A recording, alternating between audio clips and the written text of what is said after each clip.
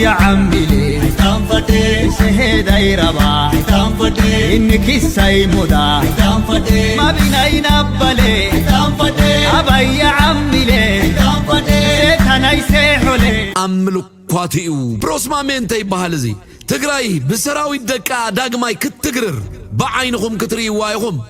أركا سلام كوينو غلطي وزبطات كتحقوقوف كتري وايكم ازلوم زمت سلام جن زغول فيلن مغنياتو بوانا نت من اسيات يوم كحلوو EDFن TDFن زبهالو حيلتات حزازيا نحنا TDFنا يكوننا نبل زولونا نحنا سراويت إيرتراينا EDF نبهال نهاجر إيرتران وكل ازيوم دما TDF يبهالو نهاجر تقراي وكلو هاجر دويلة ود بشاشان الصومالي لاند أفلوط هاجر النت كابهابه ازبلع ودقن ود بشاشا عسبنا حلالو خابهابه سراويت سلام تصمدو دما نتقراي كلل أفلوط هاجر النت انتهابه حلم دو خوينو متسمعكم نلبام أنفتو لي ودحاو بوي أنفتصمدو نابي قص مخانو أو كيلكم اللهو أبعوت يراخبنا أبدا هاجرسب سبوق مسلاتات سلام تخاتاتلتي سول ميديا صبغنا عرفت غزي سنبت خونلكم انداتمنخو خندقس كنتس ኤርትራውነት ኩርመንነት አይንረስዕ በተቀጻል ኸይ ተሐለልኩም ሶል ሚዲያ አምዕባይ ትገብሮ ደለኹም ይሕዋት ሀገራውያን ኤርትራውያን ላይክ ሼር ሰብስክራይብ በመግባር ኮሙን አባላት ሶል ሚዲያ በመኻንውን ሶል ሚዲያ አምብርታዕ ትገብሮ ደለኹም አስተዋጽኦ ደጊመ ደጋጊመን ሁላትኩም ብልብ ከመስግነኩም ይደሊ ጽቦና عرفت غزي سنبت خونلكم እንዳተመነኹ ከምዚ አበረስ ትሪኦ ዘለኹም መቸም እቲ በአንድ ርሱ ንጸላት ህዝብ ኤርትራ ዳንበር ንኤርትራን ኤርትራውነትን ሃገራውነትን ኣብ ቅድሚት ሰሪዑ ከምኡውን ልዕልቶም ጸላትና ገለገለ ሰባት በተ አጀንዳ ትጭነቁ ሰባት ኣለኹም ማለት እዩ ብዙኾነ ግን 1+1 0 ተደመሮ 0 ጌርና ከነረዳእኩም ሞ ቁሩተይ ክሳብ ሽዑ ግን ለኻይ ኣብ ርእስኹም በረዳ ብእግርኩም ጌርኩም ክትሰምዑ ማለት እዩ ካብቶም ጸላት ህዝብ ኤርትራ ከምኡውን ንምጥፋእ ከምኡውን ባሕርናትና እዩ ብዝተፈላለዩ ነገራት ዝገብሩ ደለው ልዕልዮምስ ነቲ ናይ ሃገራዊ ሚድያ ኣብ ቅድሚት ወፂኹም ከምዚ ዶ እንታይ ዶ ገለ ዶ ታደቢደስ ዶ ናይቲ ጸላኢ አጀንዳ ከዓ ከም ሓደ ሶርስ ጌርኩም ትጥቀሙሉ ናይቲ ጸላኢ አጀንዳ ከዓ ከም ሶርስ ጌርኩም ትጥቀሙሉ ሞ ንመኒ ሓላል ንመኒ ሓራም እስከ ንስማዓዮ መጀመርታ ስርዓት ንምትካብ ኢትዮጵያ መሰጋገር መንግስቲ ከም ዝተጣይሽ ኣላው ኮይኖም ኣይተ ገብረ ባህዱራይ ድማ ፕሬዝዳንት ናይ ዝመሰጋገር ዝተባሃለ መንግስቲ ኤርትራ ምዃኑ ወግዓው ገይሩሎም ፈላሚ ወይ ከዓ ፋውንደር ናይታ ትራንዚሽናል ኤሪትሪያን ጋቨርንመንት ኢን ኤግዛይል ድብል መሰጋገሪ ናይ ኤርትራ መንግስቲ ናይ ኤርትራ ማለት እዩ እዚ ከዓ እቲ ፍልልያቱ ኣክንዲ ቆዋማዊ መንግስት ዘይኮነ ንብሎ ዘለና መሰጋገሪ መንግስቲ ግዴታ መሰጋገሪ ወኪል ድሕስ ስለዘድሊ ስለዚ ናይቲ ኦርጋናይዜሽን ፕሬዚደንት ኮይነ ብዕቱብ እቲ ስራሕ የካይድ ኣለኹ እቲ ኣብ ኢትዮጵያ ተመስሪቱ ዝበሃል ዘሎ መሰጋገሪ መንግስቲ ኤርትራ ነቲ ቃልሲ ብቅድሚት ክመርሕ ድልው እየ ኢሉሎም እታ ማይ ጃሕጃሕ ዘላ ብዝብል ኣብቲ ውሽጢ ሃገር ስለዝኾነ ኣይ ቲንክ ብዕቱብ ብርኽ ዝበለ መገዲ እቲ ቁርብ ኣካይዳ ቀይርና ናይ ቃልሲ ካይዳ ኣይስብል ዘለኹ ብዕቱብን ብስትራቴጂ ብፕላን ነዚ ንኽመራሕ ከዓ ኣይ ቲንክ ካብታ ዝነበረትና ስሎውሊ ባት ሹርሊ ኣብ ብርኽ ዝበለ ኩነታት ክንበፅሕ ክኢልና ኣለና ስለዚ ናይቲ ኦርጋናይዜሽን ፋውንደር እየ ሕጂ ከዓ ከም ፕሬዚደንት ከዓ ነቲ ቃልሲ ብቅድሚት ክመርሕ ድልውን ከም ዝኾንኩ ከዓ ክነግር ይደሊ ኣይተ ገብሩ ባህዱራይ ያሰላልፉ ምስ ትግራይ ዘይኮነስ ምስ ብልጽግና ከም ዝገበረውን ኣነፂሩ እዮም ንሕና ምስ ናይ ብልጽግና ኢና ክንሰርሕ ኣብ ትግራይ ከተኩን ኣይከርናን ትግራይ ናቱ ዝኣክል ፀገም ኣለዎ we wish them good luck ኣብ ዕሙቕ ዝበለ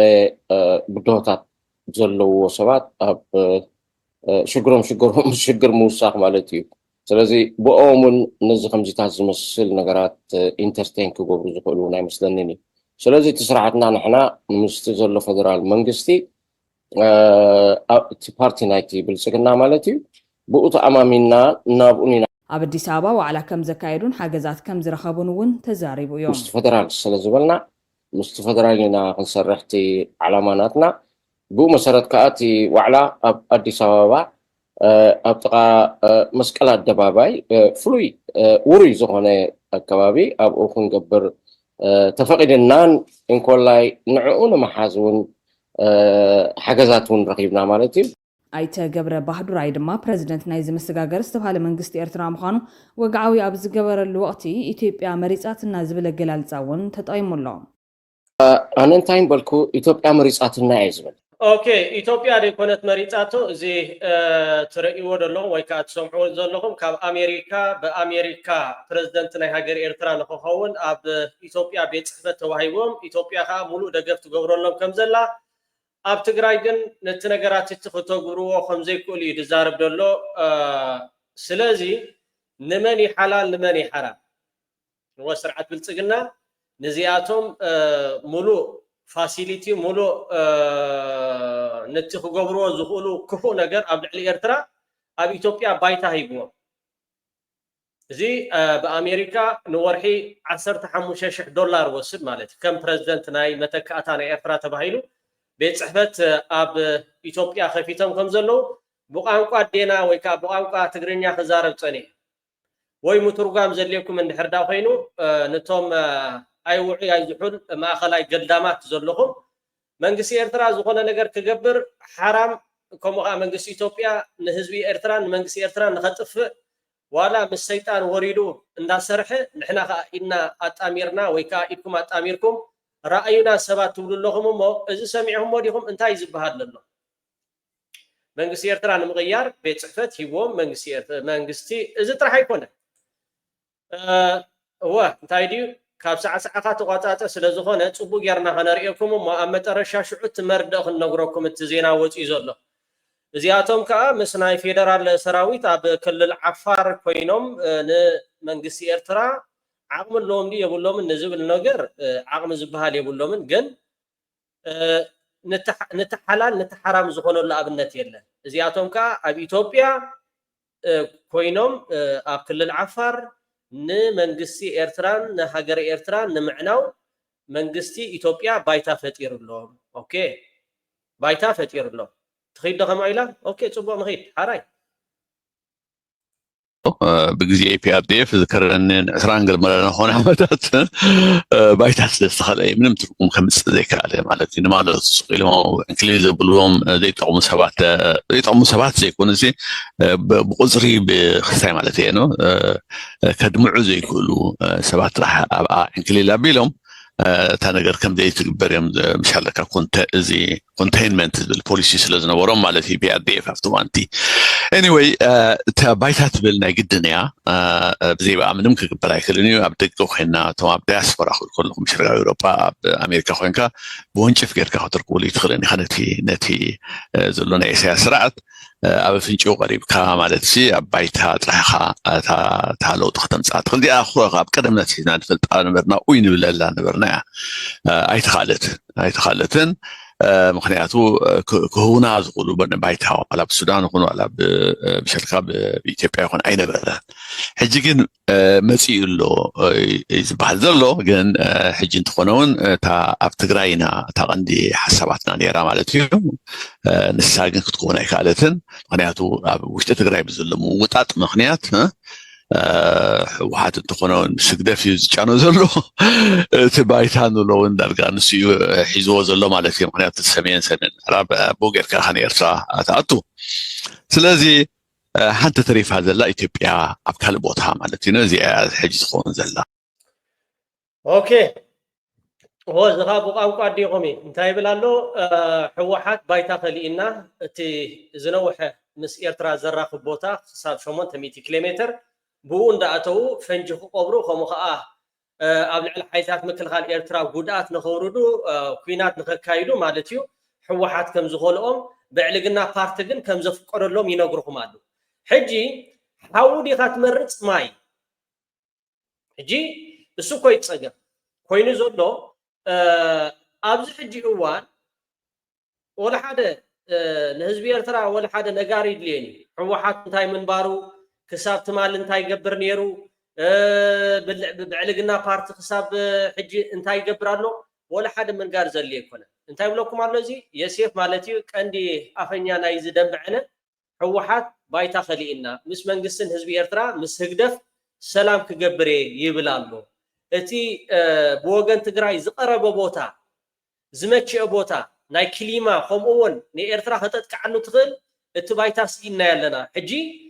ብዕልግና ፓርቲ ግን ካልእ ቦታ ንክህበና ማለት እዩ ብክልል ዓፋር ንክህቦ ሕጂ ኤርትራ ስኡ ኢላ ትተዓዘብ በቃ ከምዚ እናገበሩ አንጻር መንግስትን ህዝብን ኤርትራ ከምኡ ከዓ አንጻር ሓይልታት ምክልኻል ኤርትራ ከምዚ ዓይነት እንዳገበሩ ካብ ኣሜሪካ ቤት ጽሕፈት ከምኡውን ብኣሜሪካ ዝምወል ድሕሪ ፕረዚደንት ኢሳያስ አፈወርቂ ፕረዚደንት 15,000 ዝወስድ ወርሓዊ ከምዚ ዓይነት ኣካይዳ እንዳኸደስ እንታይ ኢኹም ትብሉ ዘለኹም ሕጂ ግርም እዩ ዝብለካ ኦኬ ንኸይድ ስምዕዎ ሕጂ ባይታ ክንብል ከለና እምበር ስኢልና ባይታ ዘይኮነስ እንታይ እዩ ዘሎ ትሕቶ ተቃወምቲ ኤኒዌይ እቶም ኣብኡ ኮይኖም ቃለሱ ዘልዩ ዘለዉ ሰባት ተኸሓትዎ ዝግባእ ሕቶታት እንታይ እዩ ኣበይ ኮንካ ኢኻ ክትቃለስ ትኽእል ከተድምዕ ትኽእል ኣበይ ኮንካ ኢኻ ንህዝብኻ ክተስምዖ ትኽእል ኣብ ልዕሊኡ ከዓ እቲ ንዓኻ ደጀን ክኾነካ እየ ዝብለካ ዘለኸ ኮንፍሊክት ኦፍ ኢንተረስት ኣለዎ ድዩ ይብሉ ንሳኻ ተንቀንዲ ሕቶታት ዜን ክኾና ዘለዎን ማለት እዩ ተልይዎ ከዓኒ ገዲፍካ ውፃእ ማለት ኣይኮነን ግን ብኸመይ ጌርካ ብሻለካ ረብሓታትካ ተኽብር እያ ተሕቶ ዘላ ሕጂ ብሱዳን ክመፅእ ንምሳሌ ሱዳን ብግዜ ኦኬ ብሱዳን ከዓ መንግስቲ ሱዳን ከዓ ኣይፍቀደሎምን መንግስቲ ሱዳን ከዓ ይትረፍ ኣብ ሱዳን ክትረግፁ ብኤርትራ ዝመፃና ክሳዱ ይክቁረፅ ክሳዱ ይክስየም ብፖርት ሱዳን በልዎ ብቃሩራ ከምኡውን ብከሰላ አንጻር ኤርትራ ዝግበር ነገራት ክሳድና ንኻራዮም ዝብሉ ደለው ሱዳናውያን እታ ትግራይ ከዓ ተለኪታቶም ሕጂ እታ ሓንቲ ተሪፋ ዘላ ክልል ዓፋር እያ ክልል ዓፋር ከዓ ኖ ኣይትኸውን ያብልዎም ኣሎ ባዕሎም እዮም ሕጂ ንሕና ይኮንና ንብሎ ዘለና ባዕሎም ኣምላክ ተፀብቆ ማለት ዕድለኛታት ኢና ፀላእትና ኣቐዲሞም እቲ ክገብርዎ ዝኽእሉ ስለ ድዛረቡ ነቶም ዘይርድኦም ብቐሊል መገዲ ንኸተረድኦም ዜሮ ተደመሮ ዜሮ ጌርካ እዚኣ ከተረድኦም ትኽእል ኢኻ ማለት እዩ ንሰራዊት ኤርትራ ንክንቀትል ንሰራዊት ኤርትራ ንክንሓርድ ንሰራዊት ኤርትራ ንክንጭፍጭፍ ትግራይ ባይታ ኸሊኣትና ምስ ህግደፍ ዲፕሎማሲ ሰላም ስለ ዝገበሩ ብለኩም ኣሎ ሕጂ ንብዕልግና ፓርቲ ከምዚ ክገብር ሓላል ንመንግስቲ ኤርትራ ከዓ ሓራም ዝኾነሉ የለን ንኺድ ኦኬ እታ ልኻይ መኺኻ ደ መኸኸትን እታ ልኻይ መኺኻ ዶ ቁርብተይ ይርዳእኩም ደሎ ነቶም ከም ሃገራውያን ተመሲልኩም መንግስቲ ኤርትራ ከምኡ ከዓ ህዝቢ ኤርትራ ኢዱን እግሩን ኣጣሚሩ ሱቕ ኢሉ ክዕዘብ ክኽእል ኣለዎ ወላ ሓደ ክሳብ ኣብ ኣፍ ደገ ገዛና ዝመፃና ተሓዊ ሱቕ ኢልና ንረኣዮ ዝብል ኣዘራርባ ገለገለ ትርኢ ስለ ዝኾንካ ትርኢ ጥራሕ ደይኮንካ ከዓ ኣቐዲምካ እውን ክትምልሰሎም ስለ ዘለካ ሓደ ካብቶም ኣፈኛ ናይ ብዕልግና ስዩም ተሸመ ዝበሎ ባዕሉ ዝተኣመነሉ ማሕበረሰብ ዓለም ሓደ ነገር ፖለቲካ ዝኸሰርናይ ኣሎ እቲ ፖለቲካ ዝኸሰርናይ ከዓ ነዞም ብርጌን ሓመዱ ኣኼባ ንክገብሩ ባጀት ሰሊዕናሎም ኦፊስ ከፊትናሎም ግን ኣብ ኣዲስ አበባ ፈቆዶ እንዳጫት ፈቆዶ እንዳሜስ ዳጫት ኺዱ እንዳሜስ ኺዱ ይዋግኡ ኣይዋግኡ ጉዳይና ኣይኮነ ንዓና እቲ ዝገብርዎ ደሎ መጣልዕ ካርታ ንኤርትራ ወዮዳ ኣይሰለጦም እንዳእምበር እታ ክልል ትግራይ ብዓጻቃን ረኺቦማ ነይሮም ለትኾን እታ ባይታ ሕጂ ሓዲኡ ምስ ሃለዎ ነይሩ ማለት እዩ ግን ብሳላ ተባህለ ሓትነት ናይ መንግስቲ ኤርትራ ከምኡ ከዓ ናይ ሕወሓት እዚ ኩናት እዚ ክካየድ ኣይከኣለን እዛ ባይታ ምስ ዝረኽብዋ ግን ንህዝቢ ትግራይ ይኹን ንህዝቢ ኤርትራ ኣኽሳሪ አይደለም ትልቁ ችግር ያለው እኛ በኤርትራ ጉዳይ ጣልቃ ለመግባታችን ነው ይሄ ብርጌድ ናሐመዱ ምናምን ብላችሁ ያላችሁት ቡድን ብላ ያልኩ በለኝ እንጂ አልክ እኔው ራሴ መጥቻ እኔ ምናችሁ እንዲህ ያሉ ሽንፍላ የሆነ ቡድን አንድ ክላሽ አይተኩስ አንድ ሰልጥኖ አንድ ነገር ያረግ አንድ እንቅስቃሴ ሳያረግ ዝም ብለ ኢትዮጵያ ውስጥ ቴሌቪዥን ላይ ያወጣ ፕሮሞት የምታረገው ጥቅሙ ነው ማለት ነው እኔ ምናችሁ እንደው ወሬውን ተውትና ይሄ ብርጌና አመዱ የሚባሉ ለወያኔ ነው የሚሰራው ማን ነው ለሻዕቢያ ነው የሚሰራው ለኢትዮጵያ ነው የሚሰራው ለኢትዮጵያ አንዳች አዲስ አበባ ተጎልቶ ብርጌድ ብሎ ነገር አይሰራም አዲስ አበባ ተቀምጦ ብርጌድ ብሎ ነገር አይቻልም። ሂድ ግንባር ሸፍት፣ ሂድ ራስን ነፃ አውጣ። እኛ ራሳችን ነፃ አውጣን አባዬ፣ ራስን ነፃ አውጣ፣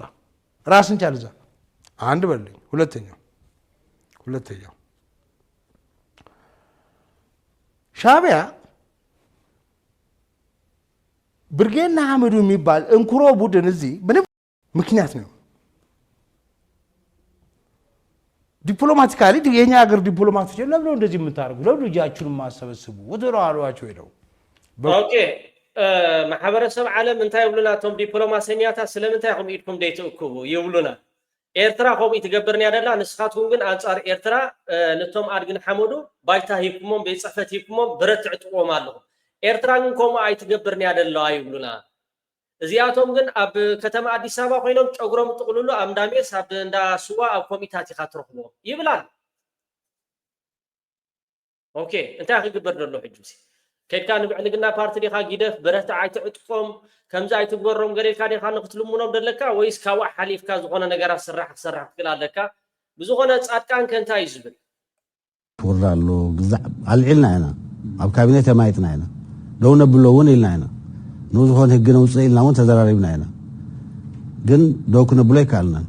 ደው ክነብሎ ዘይከኣልናሉ ሓደ ምክንያት እቲ ግዝያዊ መንግስቲ ኣፍቶም ዓንተዎ ዝገለጽክዎም ሞኖፖሊ ኦፍ ቫዮለንስ ሙሉእ ብምሉእ ምውናን ብዝምልከት ከምኡ ክገብር ኣይከኣልን እንታይ እቲ ምክንያት ኩላትና ቀስና በልና ንሪኦ ነገር እዩ ዝኸውን ብዝኾነ ግን ጦር ሰራዊት ይኹን ፖሊስ ይኹን ኣዋፊሩ ኣዚዙ ክጻረይ ዘለዎ ነገር ጻርዩ ክትሓዝ ዘለዎ ነገር ሒዙ ጠጠው ክብል ዘለዎ ነገር ጠጠው ኣቢሉ መልክዕ ከትዞ ይከኣልን ክሻብ ህዚ ዘሎ ኩነታት እዚ እዩ ንሱ ጥራሕ ግን ኣይኮነን መዓት ወርቂ ብኮንትራባንድ ናብ ኤርትራ ከይዱ ብኤርትራ ገይሩ ዱባይ ክኣት ከሎ ክቋፀሮ ይከኣልን ኦኬ ሕጂ ትሪእዎ ኣለኹም ጻድቃን እቲ ናይ ፌደራል ሰራዊት እቲ ዶባት ናይ ሓንቲ ሃገር ወይ ከዓ ዶባት ኣብቲ ሕጊ መንግስቲ ሰፊሩ ደሎ ዶባት ናይ ኢትዮጵያ ብናይ ፌደራል መንግስቲ እዩ ዝሕሎ ኤርፖርት ከምኡ ከዓ እቲ ሃይዌይ ፅርግያታት ባንክታት ከምኡ ከዓ ቴሌኮሙኒኬሽን ሓይሊ መብራህቲ ብፌደራል ሰራዊት እዩ ዝሕሎ ስለምንታይ እቲ ኣብ ዶባት ኤርትራ ዝነበረ ናይ ፌደራል ሰራዊት ጠቕሊሉ ወፂኡ ንዝብል ሕቶ ምስቲ ዝነበረ ኩነታት ኣብ መንጎ ሕወሓትን ኣብ መንጎ ሓይልታት ምክልኻል ኤርትራ ደምነት ንኽካየድ ውግእ ንኽካየድ ብድሕሪኡ እቶም ክልተ ሓይልታት ሕወሓትን ሓይልታት ምክልኻል ኤርትራ ምስ ተዳኸሙ እቲ ናይ ፌደራል ሰራዊት ንኽኣቱ ዝተገብረ ሰይጣናዊ ውዲት እዩ እንታይ ብላ ኣሎ ጻድቃን ከዓ ምንስ ኢሉ እቲ ወርቂ ብኤርትራ ገይሩ ስለ ዝኸይድ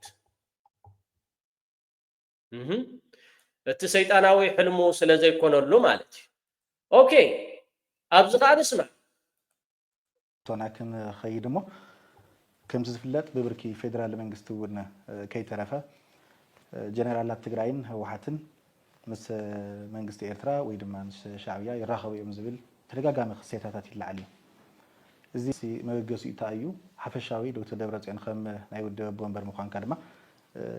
ሓፈሻዊ ርእይቶ ካብዚ ጉዳይ ዘሎ እንታይ እዩ ዝመስል ከምቲ ዝተባሃለ ያው ተደጋጋሚ ይለዓል ብዝተፈላለየ መንገዲ ነገር እዚ ግልጽ ጌርና ኢና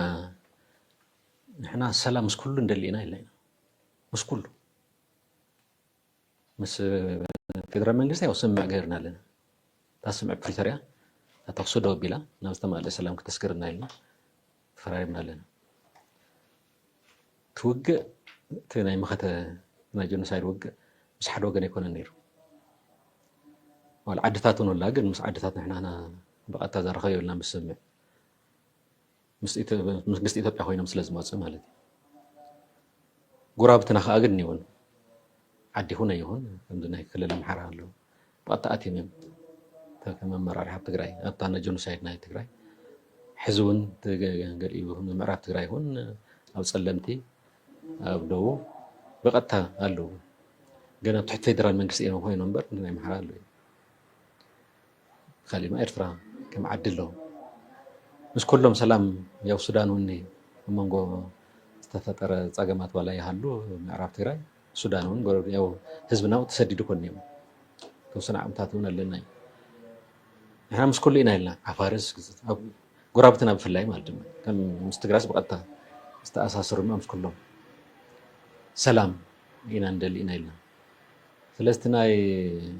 ኤርትራ ማልከም ዘልኳ እዩ ምስ ኩሉ ሰላም ኢና ኢልና ምስ ኤርትራውን ሰላም ኢና ኢልና ዝበሃሉ ግን ብዙሓት እዮም ከም ዝተገለጸ ስለዚ ኣነ ሓደ ሰላም ጎንፅስ ይትረፈና ተሓለፈ ጎንፂ ነይሩ ንሱ ብኣግባቡ ይተኣለ ስርዓት ኣሎ ብስርዓት ክእለይ ንስኹም ዘለዎ ጌርና ሕዚ ግን ናብ ጎንፂ ይንእቱ እዩ ሕዚ ግን ሰላም ኢና እንደሊ ክንሓዊ ኢና እንደሊ እግርና ክንተክል ኢና እንደሊ ልዕሊ ኩሉ ግን ህዝብና ኩና ቦታ እተና ኢና ዘለና ናብ መሮ ቦታ ዘይተመለሰ ኢና ዘለና ኣብ ከምዚ ዓይነት ኩነታት ይትረፍ ምስ ሙሉእ ዓቕምኻ እውን ኩናት ኮይድለን ሕዚ ንብል ዘለና ሰላም ምስ ኩሉ ዋላይ ንፈራረም ከምቲ ናይ ስምዕነት ፕሪቶሪያ ምስ ኩሉ ግን ሰላም እንደሊ ኢና ፍልጥ ምስ ኩሉ ምስ ኤርትራውን ሓዊስካ ማለት ኦኬ ዶክተር ደብረጽዮን ካብዞም ቅድም ኣቢልኩም ክትሰምዕዎም ፀናሕኩም ንኩናት ኣይጎስጎሰን እንታይ ብላሎ ዝሓለፈ ውሕድ ውሰዶ ባቃ ሰላም ኢና ንገብር ምስ ዓፋር ይኹን ምስ ኣምሓራ ምስ ኤርትራውን ሰላም ኢና ንገብር ሕጂ ንመን ኢኹም ትመርፁ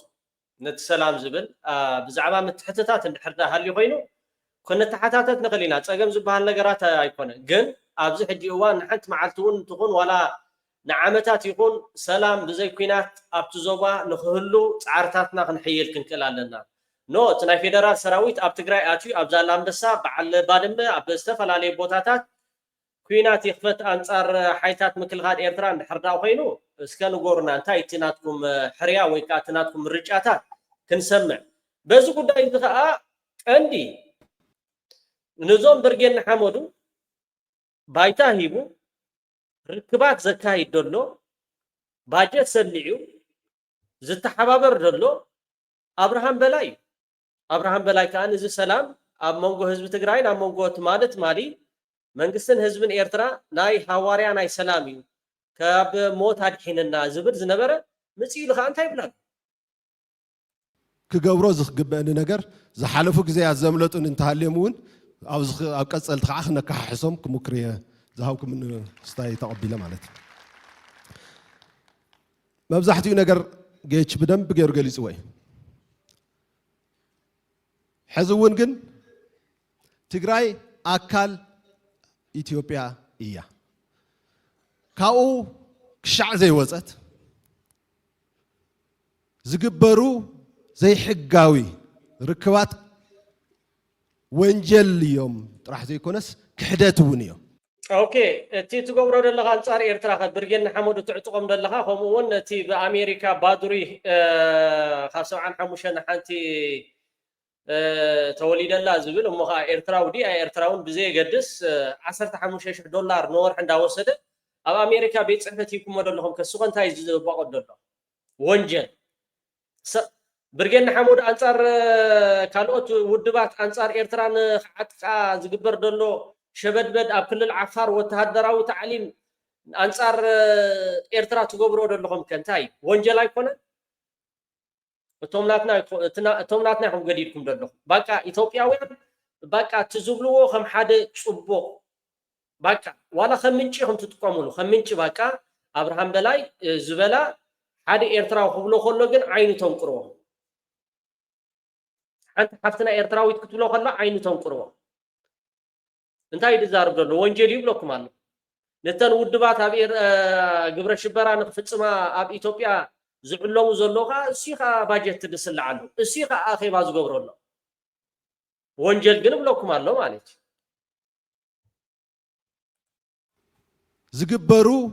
ዘይሕጋዊ ርክባት ወንጀል እዮም ጥራሕ ዘይኮነስ ክሕደት እውን እዮም እዚ ንምእራም ኩላህና ድምፅና ክነስምዕ ኣለና እቶም ፅምዶ ፈጢሮም ዝብሉ ዘለዉ ኣካላት ትግራይ ንኸጥፍኡ ትተሪፉና ዘሎ መንእሰይ ሕዚ እውን ክወስዱልና ከጥፍኡልና እንተዘይኮይኖም ናይ ትግራይ ህዝቢ ኣጀንዳ ክምልሱ ዝኽእሉ ኣካላት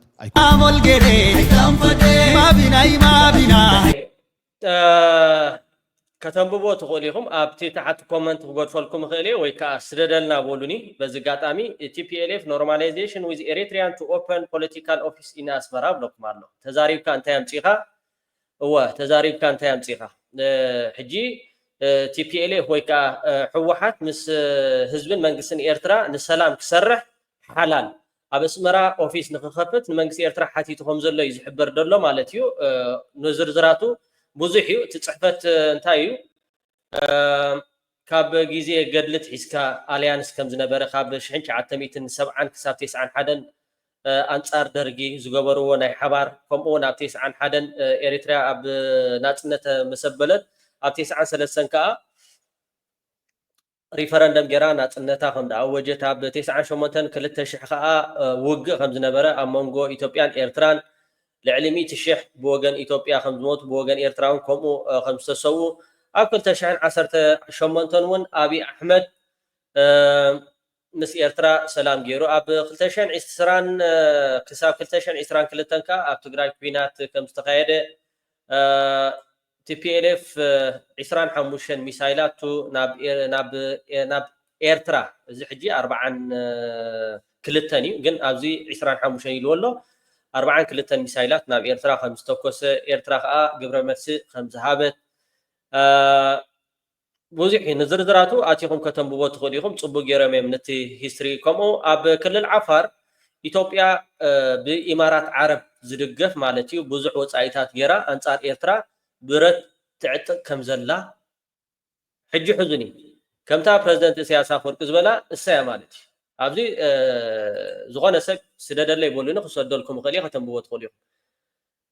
ብኢማራት ዓረብ ዝምወል ኣንጻር ኤርትራ ዝግበር ደሎ ኣብ ክልል ዓፋር ሸበድበድ ከምኡውን ብረት ኣብ ምዕጣቅ ኣብ ተዓሊም ኣዋፊራ ትገብሮ ዘላ ኢትዮጵያ ኢሉ ገሊፅዎ ኣሎ ብትክክል ማለት ፅቡቅ ገይሮም እዮም ኣናላይዝ ገይሮሞ ደለው TPLF ግን ኣብ ማለት ሕወሓት ኣብ ኣስመራ ኦፊስ ክኸፍት ምዃኑ ይነግረኩም ኣሎ ማለት እዩ ፅቡቅ እዩ ኣይፅላእኒ ኣድግን ሓመዱ እንድሕር ደኣ ከምዚ ክትርእይዎ ፀንሐኹም ኣብ ኢትዮጵያ ንዓኣቶም ኣንጻር ኤርትራ ንዝዓጥቁ እንድሕር ደኣ ትዕጥቕ እንድሕር ደኣ ኮይና ኢድካ ኣጣሚርካ ኮፈል እግርካ ኣጣሚርካ ኮፈል ክሳብ እትሓዊ ኣብ ገዛኻ ዝመፃካ ዝበሃል ነገራት የለን እዚኣ እቲ ሓቂ ፈቲና ፀሊእና እዚኣ እቲ ሓቂ أنا كم مجمر يعني كدنن زقبأ نتوخين خدنن إن حزب تقرأ أجندة إذا حنتي نتقرنا حزب أجندة زي ولهم قد أنا يقبأنا أورهم بعلهم السيخلي كندي يدقص أني عمانو نحن نحشكم كندي يدقص أني عمنا قدامي منستر مس فيدراليز بهالركب سلو ترى ركب يخونن already بريتوريا وسينا جدًا كنا راهو لنا بجت سل عندي كنو دوم زقبو قدايات له بريتوريا ملو تزودا مرس أجرنا ملو أكل ناي فيدريشن نخون زي تودع عمامات له مالت جن ناي فيدرال أكل يخون ننزل نجري لين تسمع معكم ناي فيدرال أكل كنخون كنت سمعنا صراحتنا BDR مسرع كأتو لتقرأ تازخون حيل جن حزنا خنصنح إذا كبرت أدا هينو قلت ميتن قالن شح سوي اللي أنت راح زيخونس بخيري بريسورس حصلات سيخون بعنقص الناس يخون بخالي بتفلا لي من قدم خنياتنا يدي الاير بروسس نو حق وسيدي اذا قد يزخن فصمه توينا مس فيدرال خوينا انا نفصمه سمس فيدرال ركب بحال كم تا اسمون قصر يولون كم مودادري مس فيدرالون نراخوينا مس ايرتراون نراخوينا زبحال زرباخ مص يخل مس فيدرال اكل اثيوبيا سلازخونا ايو ابز قربا حدا جماري فكر ما مصيلو نايمانم فقاد يندليلون مسغوروا بتنا نمر 5 ኤርትራስ መስገለስ فقاد بايدلي ጌታቸው ንዓኹም ከመን ይፍቃድ ሂብኩም አንጻር ኤርትራ ንክትዕጥቁስ መን ይፍቃድ ሂብኩም ንሰላም እኮ ወላ ሓደ ፍቃድ እውን ኣይተሓተን ኢኻ ንሰላም ወንታይ ሰላም ሹም እዩ ታትሓተሉ ኢኻ ሰላም ናይ እግዚአብሔር እዩ ሰላም ናይ እግዚአብሔር ንዝኾነ ሰላም በል ዋላ ስኻ ብኸም ብዕልግና ፓርቲ ኮይንካ ንሰላም ኤርትራ በል ፅቡቅ ዝኮ ሓደ ናይ እግዚአብሔር ስራሕ ወይ ከዓ ንኮይና ዳይ ትጎስጉስ ዳ እምበር ሓደ ፈካረ መፂ ፈካሪ ይኮን ትክክል ይተዛሪዩ ንስኻ ብረት ትዕጥቕ ኣለኻ አንጻር ኤርትራ እሱ ከዓ ሰላም ይብል ኣሎ ስለዚህ መጀመርታ ንስኻትኩም ነቲ አንጻር ኤርትራ ትዕጥቅዎ ዘለኹም ምስ ኤርትራ ብትክክል እቲ ባሕሪ ምልከተና ይዶ ገለ ዳርጋ 2 ዓመት ከይሩሎ እቲ አንጻር ኤርትራ ወራር ካብ ብካየድ ማለት ኦሬዲ እቲ ናይ አባይታ ወሪድኩም እቲ ባይታ ክትረኽቦ ዓቅሚ ስለ ዝሰኣንኩም ዳእምበር ኦሬዲ እኮ ኩናት ጀሚርኩም ኮ ነዚ ፈካሪ ትብሎ ዘለካ ይፍክርኒ ይደሉ ዶክተር አብርሃም ናይ መወዳእታ ሕቶይ ክመፀቦ ከምቲ ዝፍለጥ ያው ወዲ ሕወሓት ይኹን ህዝቢ ትግራይ ምስ ጎረባብትና ኩሎም ሰላም የድልየና ክብል ይስማዕ እዩ ኣብ ዝተፈላለዩ እዋናት ማለት እዩ ግን ገለገለ ሰባት ታይ ክብሉ ይስማዕ እዩ ምስ ሻዕብያ ይራኸቡ ኣለዉ እዮም ዝብሉ ሰፋሕ ፀለመታት እውን ንዕዘብ ኢና ነዚ መሰረት ገይሮም ማለት እዩ እዚ ንምንታይ ከም ዝግበር ዘሎ ልብል ከመበገስ ክነልዕል እሞ ምስ ኩሉ ሰላም ምግባር ከም ሓደጋ ዝረአየሉ ዘሎ ምክንያት እንታይ እዩ ማለት ይካል ሰላም ምስ ጎረባብቲ ህዝብታት ዝምልከት ምንም ዘሰክፍ ነገር ክህሉ የብሉን ሰላም እዩ ዘድልየና ምስ ኤርትራ ምስ አምሓራ ምስ ዓፋር ምስ ሱዳን ምስ አገው ምስ ኩሎም ሰላም እዩ ዘድልየና ረብሕና ዝጠቕመና ንሱ እዩ ሰላም የድልየና ጥራሕ ዘይኮነ ንሰላም ብዕቱብ ክንሰርሐሉ ኢና ምስሩ ብደንብ ኢና ክንሰርሐሉ ስለዚህ ብዙ ነዚ ፈካሪ ዶ ሰምዑ ኣለኹም እዚ ሃላይ ጌታቸው ረዳ ማለት እዩ ሰላም ስለ ዝበለን እዚ ፈካሪ ዶ ሓደ ጀማሪ ፈካሪ ድማ መፅእ ኣሎ ናይ ማንም ፈቃድ ይንደልየሉን ምስ ጎረባብትና ንምርካብ ምስ ኤርትራ ምስ ገለ ምስ ፌደራል መንግስቲ ኮይና ንሰርሕ ኣይንሰርሕን ኣይበልና ንሰርሕ ኣለና በታውዕል መሰረት ናብ ሕጋዊ ሕገ መንግስታዊ ዝኾነ ስርዓት ክንኣቱ ብፌደራላዊ ስርዓት ክንመሓደር በቲ ናይቲ ሃገር ሕጊ ክንመሓደር ፍቃደኛ ካብ ዝኾና ቁፅሪ ሓደ ህዝቢ ኢና ንሕና ኣው ኣይኮነን ፀገም ፀሐይ የመጣው ሀቅ ስለሆነ ለምን ካልከኝ ኤርትራን በራሳቸው አልወሰዷትም እኛንን ኢሰንሻል የሰጠናቸው እኛንን ዋጋ የከፈል ነው ሻዕቢያ ክዶታል ዋጋ ንሕና ኢና ናፅነት ሂብናዮም ንሕና ኢና ፈሪምና ቢልናዮም በዓል እዚኣቶም እዮም ነዚኣቶም እዮም ክትማፃደቑ ነዚኣቶም እዮም ክትከላኸሉሎም ትውዕሉ ማለት እዩ ነዚኣቶም ዘጥፍእ ኣብ ኤርትራ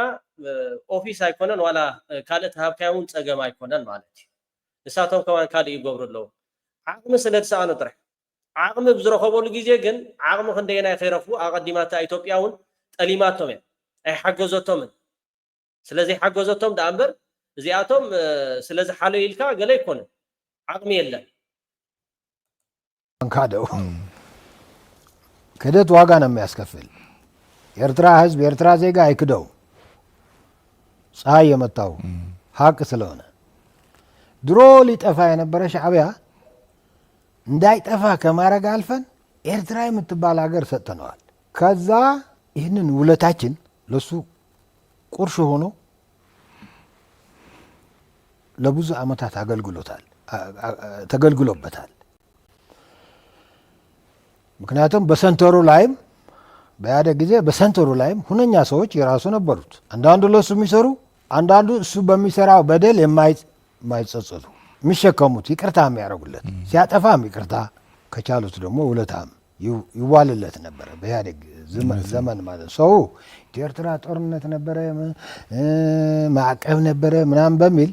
መጨካከን የነበረ ይመስለዋል አይደለም የህዝብ ግፊት ሆነበት ማቆያ ነገር ነበር የሚሰራው ከዛ ግን ኢሳያስ ደግሞ ፕሬዚደንት ኢሳያስ ደግሞ የሱ አንድ ባህሪ ምንድነው ያምታታም ችግር ባለበት ማኒፑሌት እያረገም ኢትዮጵያ ብቻ አይደለም ኢትዮጵያ በውስጣችን ያለ ቮልነራብል ወዚ መንጋግ ትሪእዎ ኣለኹም ንሰራዊት መሪሒ ክሳብ ባሮንቱ ዝኣተወ ብጋይት ከምኡውን ትራክተራት ኩሉ ሃብቲ ዝዘመተ ኮይኑ ማለት እዩ እዚ ሰብ እዚ ከዓ ሪኢኹም ይኹም በቃ ኣብ ዝኾነ ሰዓትን እዋንን ፌደራል ፀዊዕነት ዘይኮነስ ኣብ ቅድመ ግንባር ኮይና አንጻር ኤርትራውያን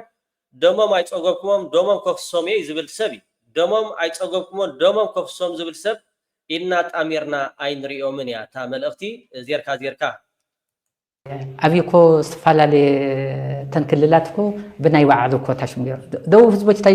ገይሮም ዘሎ ብትንትን ኮ ቢልዎም ኣለዉ ሕጂ እንደገና ሓደ ማሕበር ፈጢሮም ኣለዉ ስለዚ ብዚ ከባብሲ ምድኻም እዩ ዘሎ ትግራይ ምድኻም እዩ በቃ ትግራይ ምድኻም ተልናስ እዚ ክትመልሰልና ዘይኮነ ካብኡ ዘሎ እንደገና በታቲኾም በዚ ኤርትራዊ እንደገና ዓሰበቲኾም ዋጋ ዘይብለው ከትርኽባ ይፅዕሩ ኣለዉ ሕጂ ናይ ኤርትራ እግረ መንገዲ የብዚ ብርጌድ ንሓመዱ ሕጂ ዝኾነ ትግራዋይ ኣብዚ ከመሓላልፎ ዝደሊ ዝኾነ ይኹን ሕወሓት ፀሊ ይኹን TDF ፀሊ ይኹን ኣብ ጉዳይ ትግራይ ሲ ክዓስል ክኽእል ኣሎ በቃ ኤርትራውያን እውን በዚ ኣጋጣሚ ክሕልፈሎም ዝደሊ ብርጌድ ንሓመድ የገለ ካብ ዓፋሬ ግዛዕ እስያስ ተጠፊኡ ኢልናስ ንሕና ስልጣን ሕዚና ዓሰብ ተወስድዎ ዝበል ብጣዕሚ ዓብዪ ጌጋ እዩ ካብ ሓደ ኤርትራዊ ክንደይ ጅግና ተሰዊሉ እዩ ኤርትራ ነዛ ነፃ ሃገር ክንደይ ብዘይ ዕረፍቲ 30 መዓልቲ ወርሒ ብዘይ ማይ ብፅምእን ክንደይ ተጋዳላይ ተሰዊ እዩ ሰሓል ከይዶም ይረኣይዎ እቶም ናይ ሕጂ ዘለዉ መናእሰይ ሆ ዝብል ዘለዉ ነዚኣ ክንደይ መስዋዕቲ ተኸፊልዋ እዩ ብጥምየት ክንደይ ብባሩድ ናይ ብሽታ ክንደይ ተጋዳላይ ተሰዊ ኢላ እዩ ስለዚ ኣበይ ይኹናወት መሬተይ ክብል ከሎ ኣብ ሓንቲ ክዓስል ክኽእል ኣለዉ ኤርትራዊ እዛ መሬተይ ትብል ኣላ ደርፊ ናይ ወዲ ትኹልድያ ነዛ መሬቶም ኩሉ ኣብ ሓደ ክዓስል ክኽእል ኣለዉ ኩሉ ወፃእ ዘሎ ተኣኻኺባ ኣስመራ ከኣቱ ትኽእል ኣለዉ በቃ ሕጂ ክተት እያ ኣብቲ ቀደም ግዜ ክተት በቃ ብድሕሪኣ ናይ ኤርትራ ናይ ስርዓት ኤርትራ ናይ ምሕታት መሰሎም እዩ ድልየቶም ከምዚ ይኹን ክብል ይኽእል እዮም ሓባር ፀላ ኣብ ዝመፀሎም ግን ኤርትራውያን ኣባላት ብርጌድ ንሓመዱ ብዙሕ ግዜ ቃለ መሕተት እውን ገይረሎሚ እንታይ እዮም ዝብሉ ዓሰብ ኢትዮጵያ ትውሰድ ይብሉን ግን ኣብ ኤርትራ ስርዓታዊ ለውጢ ንምምፃእ ግን ክንቃለስ ኢና ዲሞክራሲ ስለዘየላ ኣብ ዓድና ኢና ተሰዲድና ንነብር ዘለና እዮም ዝብሉ ስለዚ ኣብ ዓዶም ንዝብህግዎ ስርዓት ለውጢ ንምምፃእ እንትቃለሱ ዳ እምበር ዓሰብ ሂብና ይውሰዶ እዛ ወዛል ትሪእዋ ኣለኹም እንታይ ዓቕምሎም ኣድግን ሓመዱስ ዓሰብ ምስ ተተሓዘት ኤርትራ ምስ በረሰት ብኩናት ምስ ዓነውስ ኣድግን ሓመዱስ ንኢትዮጵያ ብሓይሊ ከውፅዎም ማዕረ ክንደይ ደናቑር ማዕረ ክንደይ ዝብል መሬት ሓሊፍና ክንህብ ኢና ዝብል እንታይ መረዳእታ ኣለና ከምኡ ኢልና ክነውግዓሉ ንኽእል ፅብቕቲ ሕቶ እያ ሕጂቶም ኣነ ሪእዮም ዘለኹ ኣዲስ ኣበባ ምስ ዓብዪ ህወ ዝብሉ ዘለውስ እንታይ ክገብር ድዩ ዓብዪ ዝኽእሎ ህወ ዘብለብ ዘሎ ግዲ ንዓኣቶም እውን ትሒዙ እኮ እዩ ንስኻስ ገዛኻ ክሰርቆ እየ ዝብለካስ ምስ ገዛኻ ክሰርቆ እየ ዝብል ከይድካ እንድሕር ተውግዑ ኮይንካስ እንታይ ማለት እዩ ገዛኻ ክወስደ ፍርቁ ክወስደ እናበለካስ ምስኡ ህወ ክትብል ኣዲስ ኣበባ መፂኻ ክትእከብ እንታይ ማለት እዩ ናይ ውርደት እዩ ናይ ውርደት ኣነ ዝተቃለስ ትኽክል ኣብ ፀላኢኻ ንሕስያ ዝበሃል ነገር የለን ስለዚ ብዕልግና ፓርቲ ክፈትወና ኢልና ወይ ከዓ ገለ ሰባት ከይጥቂዮም ኢልና ማለት እዩ ነብሎ ነገር የለን እዚ ጉዳይ እዚ ከዓ ንዓቶም ሓላል ንዓና ሓራም ዝኾነሉ የለን ንብዕልግና ፓርቲ ዝዕኑ ማለት እዩ ሪኢኹም ወይኹም ከይሓፈረ ከይሓነኸ ንሕና እቲ ባሕሪ ተዘይረኺብናዮ ኣብ ግዜና ደቅና ካብዚ ዝዓቢ እንታይ ኢኹም ትደልዩ ካብዚ ዝዓቢ ዝተዛረቦ ዘረባ እኮ ድሕሪ እኮ ዘረባ እውን ኣየድልይኒ ንሕና ከም ኤርትራውያን ሓድነትና ኣስጢምና ኣንጻር ብዕልግና ፀፀር ንዝድርቢ ሓገዝና ካብ መሃብ ኣይንቁጠብን አለበለዚያ በቀይ ባህር ጫፍ ያሉ ሰዎች በሙሉ ቀይ ባህርን እያዘዙ በዚህ ጠቅላላ ያሉ ሀገራት አባይን ደግሞ እኛን አታልሙ እንትን አታርጉ እያሉን በዚህ ጉዳይ አንነጋገርም ማለት አይቻልም። የሁላችሁ የዛሬ 50 60 70 ዓመት ኃይለ ሥላሴ ስለ አባይ ሲያወሩ አታስበው ትነካትና ወየውልህ ትሞክራትና ወየውልህ ሲባሉ እኔ አሁን አቅም የለኝም ልጆቼ ይሰሩታል። አሁን ቀይ ባህር ትነካትና ትለኛለህ እኔ አቅም የለኝም ልጆቼ ያመጡታል። ኦኬ ካብዚ ዝዓቢ ጥሕሰት ወይ ከዓ ልዕላውነት ኤርትራ ምድፋር የለን ስለዚ ንሓንቲ እዛ በስናዕ ኢትዮጵያ ማለት እዩ በስናዕ ኢትዮጵያ ከም ሃገር ኣፍልጦውን ንሕና ኣይንህባል ከም ሃገር ኣፍልጦ ኣነ ኢትዮጵያ ትበሃል ሃገር ከም ዝነበረት እየ ዝፈልጥ ከም ዝነበረት ኢትዮጵያ ትበሃል ሃገር ኔራ ዳን ኣብቂዑ ስለዚ ኣብ ኢትዮጵያ ዝፍጠራ ካልኦት ሃገራት ክልል ኣምሓራ ድዩ ክልል ኦሮሞ ድዩ ክልል ትግራይ ድዩ ከም ሃገር ኮይነን ፅባሕ ንጎ በትናተን ሕጋዊ መሰረት ዝገብረኦ ነገራት ውሽጣዊ ጉዳዮም ንዓኦም ይምልከት ማለት እዩ ግን ጸላኢኻ ካልእ እንዳሓሰበ ንስኻ ኢልካ ኣጣሚርካ ኮፍ ኢልካ ርአ ንሳቶም ድልያቶም ይገሩ ሰራዊት ይዓልሙ ቤት ጽሕፈት ይሃብዎም መንግስትን ህዝብን ኤርትራን ከምኡ ክገብር የብሉን ዝበሃል ነገር ግን ኩሓልቲ መሲልኩም መንቆርቲኩም ኣብዛ ወሪዳ ደላ ርእይቶን ሓሳባትን ኣብ ኮመንት ክትጽሕፉ በዝጋጣሚ ይላቡ እዚ ከዓ ርእይኹም ወይኹም ወላ ሓደ ንዓይ ከም ሶል ሚድያ ፀገም ዘለዎ ይኮነን ቤት ጽሕፈት ተኸፈቱ ካልኦት ውን እንድሕር ዳ ሃልዮም ኮይኖም አንጻር ብዕልግና ቤት ጽሕፈት ንክኸፍቱ ኣስመራ ይኮነን ዋላ ብዝተፈላለዩ ቦታታት እዚ ኩለን ሃገራት ዝገብሮ እዩ ኣብ ኤርትራ በፂሑ ሓራም ዝኾነሉ ጉዳይ ኣይኮነን ብጭብጢ ከዓ ኣቕሪብና ኢና ብጭብጢ ክልል ትግራይ ከሊኣትና እምበር ኣብ ክልል ትግራይ ብረት ንኽንዓጥቕ አንጻር ኤርትራ ንኽንዋጋዕ ግን ምስ ህግደፍ ስምምዕ ስለ ዘለዎም ከሊኦምና ኢልኩም የሴፍ ሕጂ ዳ እንታይ ግበሩ ኢኹም ትብሎ ዘለኹም ንመንግስትን ህዝብን ኤርትራ ኢልኩም ኣጣሚርኩም ስቕ በሉ ዲኹም ትብሎ ኣለኹም ኣይንብልን ድሓን ንስኻትኩም ኢልኩም እግርኹም ኣቢልኩም በቃ ታትም እውን ከኣልዋ ስለዚ እዚ ወፂኡ ዘሎ ሓበሬታ ንዓይ ብጣዕሚ ደስ እዩ ዝብለኒ ኦፊስ ከፊቱ ክርኢ ከማን ናተይ ድሌት ፀገም ኣይኮነን ሓቲቱ ኣሎ ኣንብብዎ ኩሉ ትሕዝቶ ኣብ ተቐዳማይ ኮመንት ኣብኡ ክገድፈልኩም እየ ሞ ጽቡቕ ናይ ዕረፍቲ ግዜ ሰንበት ክኾነልኩም እንዳተመነኹ ኣብርሃ ገብረ ሓውና ከዓ ሰዓት 6 ፈረቓን ብኣቆጻጽራ በርሊን ታይም ኣብ ሶል ሚድያ ኣሎ በዚ ጋጣሚ ይዕድመኩም አቲኡ ብሮስማሜንተ ይበሃል እዚ ትግራይ ብሰራዊት ደቃ ዳግማይ ክትግርር ብዓይንኹም ክትርእይዋ ኢኹም ዕርቀ ሰላም ኮይኑ ክልቲኡ ህዝብታት ክትሓቋቆፍ ክትርእይዎ ኢኹም እዚ ሎሚ ዝመጽእ ሰላም ግን ዝኾልፈ የለን ምክንያቱ ብዋናነት መንእስያት እዮም ክሕልዎ ኢዲኤፍን ቲዲኤፍን ዝበሃሉ ሓይልታት ሓዛዝያ ንሕና ቲዲኤፍ ኢና ኣይኮናን ንብል ዘሎና ንሕና ሰራዊት ኤርትራ ኢና ኢዲኤፍ ንበሃል ንሃገረ ኤርትራ ንውክል እዚኦም ድማ ቲዲኤፍ ይበሃሉ ንሃገረ ትግራይ ይውክሉ ሃገር ዶይለ